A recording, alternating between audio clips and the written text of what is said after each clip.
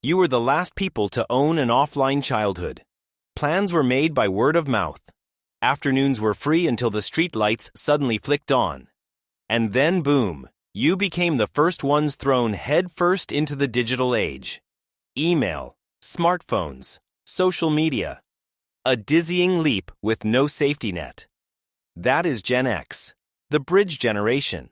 They don't just stand between two currents. They carry both worlds on their shoulders.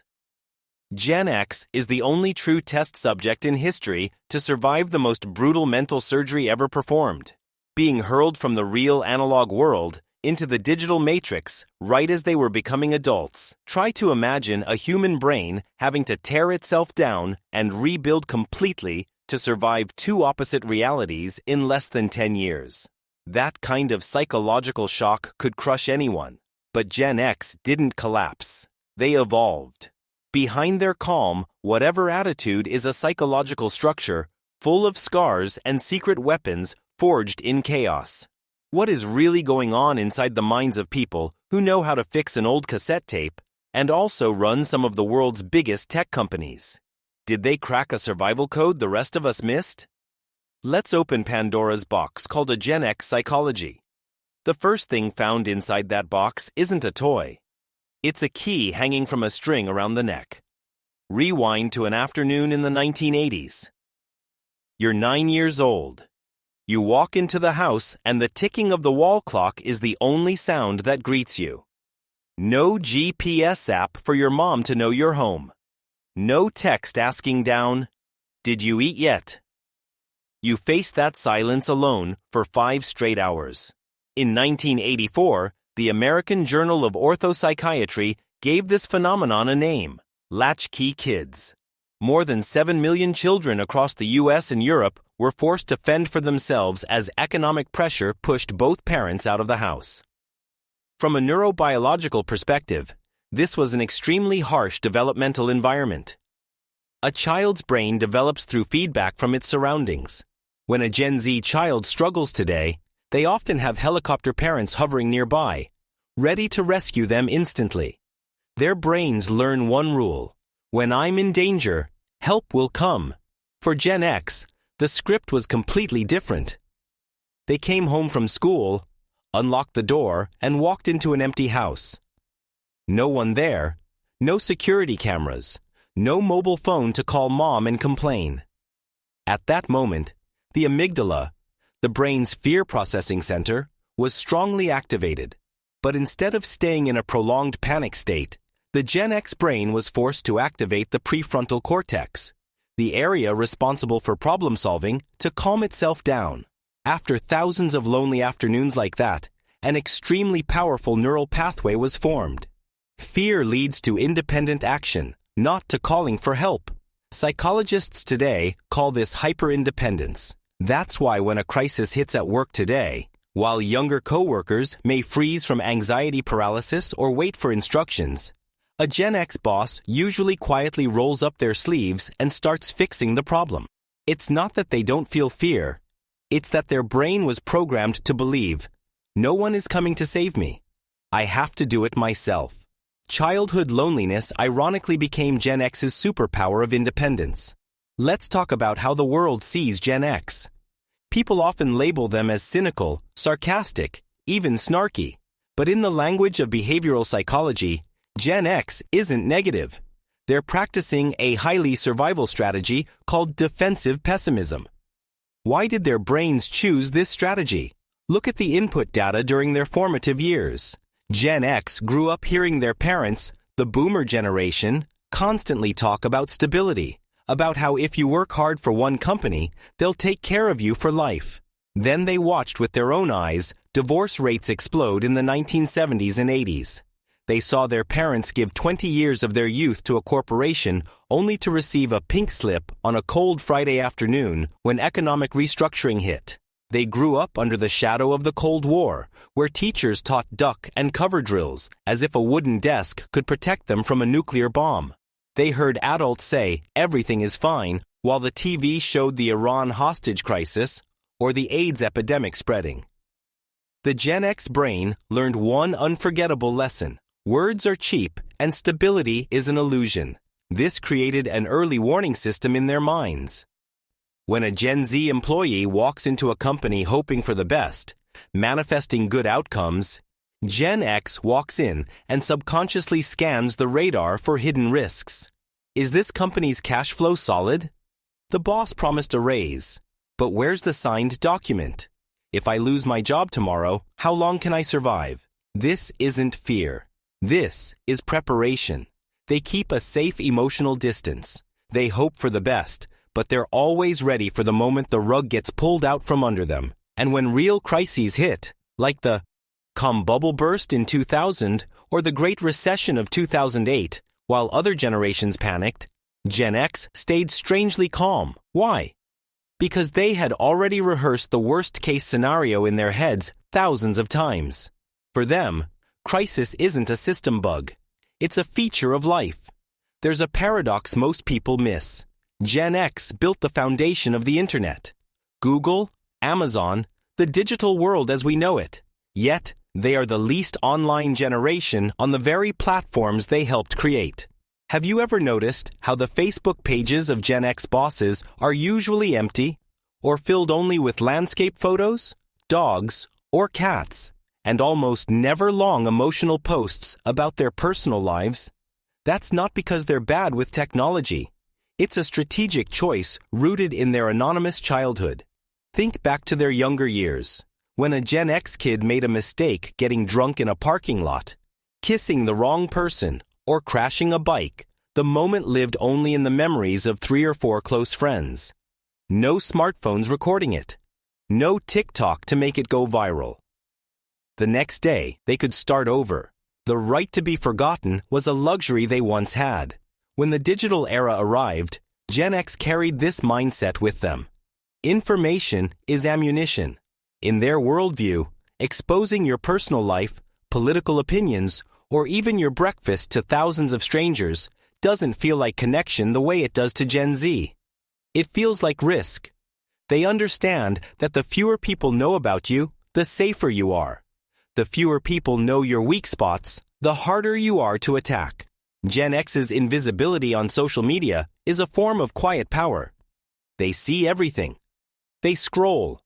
They read the news, but they leave no trace. They are ghosts in the machine, and this sense of privacy extends into how they work. They don't need to announce to the world that they're grinding. They hate hustle porn, the performance of being busy. To Gen X, results are the only voice that matters. If you do good work, you don't need to shout. If you do bad work, shouting just makes you look dumber. This is the most fascinating part of Gen X's neurowiring. The thing that makes them irreplaceable talent in today's economy. Gen X has what neuroscientists call the bilingual brain. They speak fluently in the language of the real world, analog, and the virtual world, digital. Go back to the 1980s. Knowledge back then had physical weight.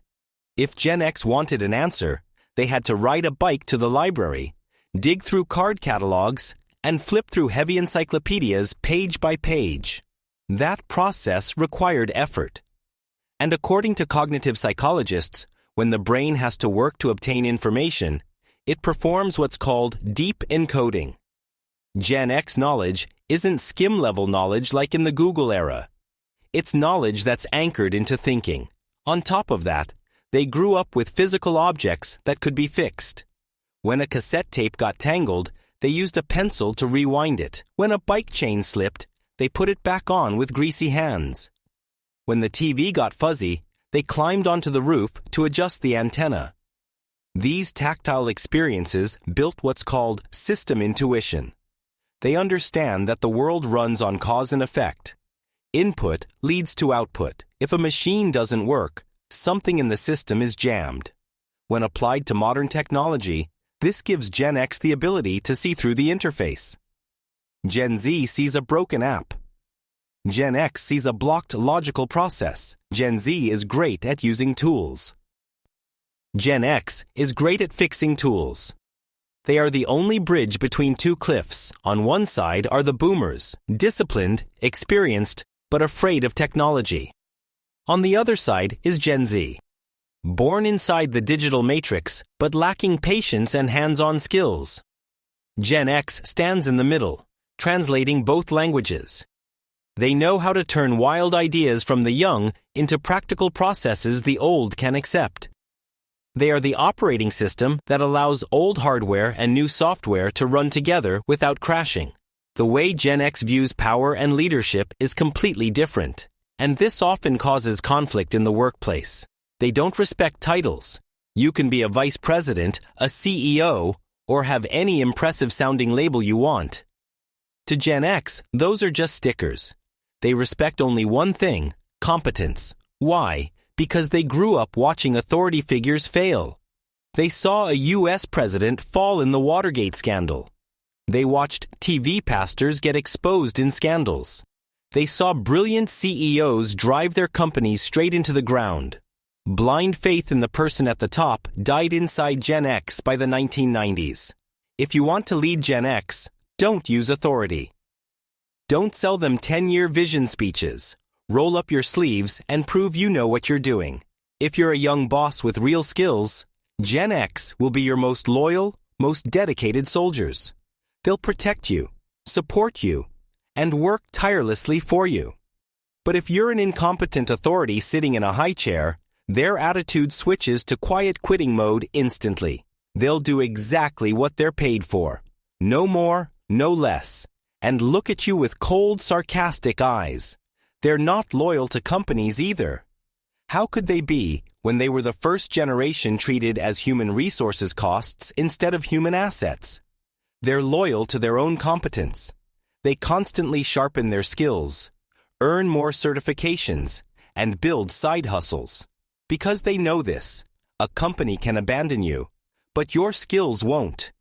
Gen X is the true parent of the gig economy, where people sell skills, not their souls. Now, let's touch the softest, most human part beneath their steel armor. Gen X is now at the center of what's called the sandwich generation. Never before in history has one generation carried such heavy double pressure. Above them, they care for aging parents, boomers who are living longer thanks to modern medicine but require massive healthcare costs. Below them, they raise children, Gen Z and Gen Alpha. Kids growing up in an age of anxiety, needing both financial and emotional support well into their mid-20s or even 30s. They're squeezed in the middle, drained financially, physically, and emotionally. So how does Gen X handle this pressure? With silence and pragmatic empathy. This is the core difference. Gen Z seeks validation. They want to hear, "That sounds so hard. I see your pain. You're so brave." Gen X offers solutions. When you vent to a Gen X person, they won't cry with you. They'll ask, "What's the plan? How much money do we need? Who do we call?" Many younger people see this as cold or uncaring. Why doesn't Dad understand that I'm sad? Why doesn't my boss care about my mental health? It's not that they don't care. Their survival brain defines care differently. To Gen X, love is action. Love is quietly wiring money to cover mom's hospital bills without saying a word. Love is staying up until 2 a.m. fixing an employee's report so they don't get chewed out by upper management. Love is going to work every day at a job you hate, swallowing your anger just to make sure your kids can afford the best schools. They don't have spare energy for emotional performances. They pour every last bit of energy they have into keeping the roof from collapsing on the people they love. They are warriors who never quit and never complain. Finally, perhaps the most enviable trait of Gen X is their ability to be alone. Gen X is the last generation that truly knows what boredom feels like. Think back to a Sunday afternoon in 1985. TV programming is over. No internet. Friends are out. You're lying on the floor staring at the ceiling and bored. But inside that boredom, something magical happens. The brain begins to activate the default mode network. You start to imagine. You start to create. You learn how to be friends with your own thoughts. Today, silence is a luxury. We fill every empty second with our phones. We're afraid of being alone with ourselves, but Gen X isn't. They find peace in solitude. They can drive for 5 hours without turning on music. They can sit alone in a cafe without scrolling their phone. They don't need the crowd's attention to feel real. This emotional independence is the holy grail of mental health that today's generation is desperately chasing through meditation courses and retreats. Gen X was born with it. So what do we learn after opening Pandora's box called Gen X? We see a generation thrown by history into the harshest trials, the collapse of the traditional family, the dizzying rise of technology, and non-stop economic upheaval. But instead of breaking, they evolved. They turned loneliness into independence. They turned skepticism into practical wisdom. They turned pressure into carrying strength. Gen X is not the loudest generation. They don't dominate TikTok. They don't write long opinion pieces in newspapers. They're like the hidden electrical wiring and plumbing inside a skyscraper. No one sees the power lines. No one compliments how pretty the pipes are. But try cutting them off. The building collapses instantly. This world keeps running smoothly because of the quiet hands of Gen X, tightening every bolt, fixing every line of code, and paying every bill in the shadows. If you're a Gen X listening to this, don't feel bad about being invisible. Your invisibility is proof that you're doing your job extremely well. You're the only real adult in the room. Keep holding the wheel steady. This world needs your stability more than ever. And if you're younger, try looking at the Gen X people around you with different eyes. Don't wait for them to say, "I love you." Watch what they do, and maybe, just maybe, try putting your phone down, picking up a screwdriver, and fixing something yourself. You'll discover that the freedom Gen X carries feels incredibly good. Thank you for listening to this journey into the mind. If you saw yourself in it, or saw your parents in it, hit subscribe and share this video. Understanding is the shortest bridge between generations. I'm Apex. Don't forget to subscribe so you don't miss any videos. Goodbye, and see you next time.